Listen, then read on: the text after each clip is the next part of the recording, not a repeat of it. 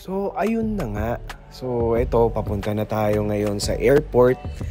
So, dito na tayo sa elevator. Susunduin na natin si Miney ngayon dahil ngayon nga pala ang lapag niya at dating niya dito sa Dubai.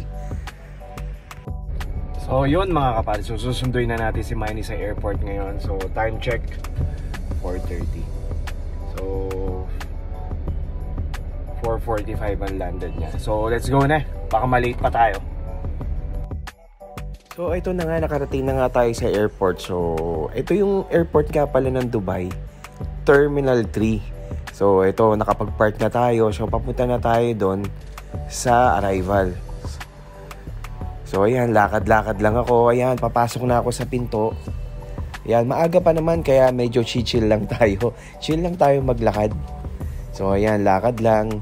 So, wala nga palang masyadong tao ngayon sa airport kasi anong oras na ba to?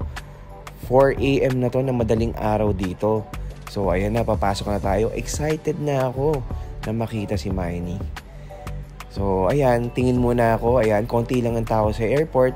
Tapos, meron nga pala ako nakita. Wow, may Starbucks pala dito. So, ang ganda.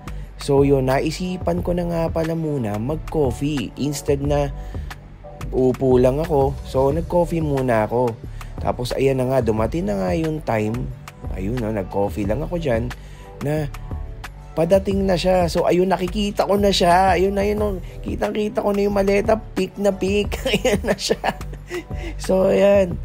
Ang saya-saya talaga. Ayan. Sigurado namimiss na rin niya ako. At namimiss ko na rin siya. So, ayan. Ayan, oh. Hindi ko alam kung nakikita niya na ako. Pero, ayun, nakita na rin niya ako.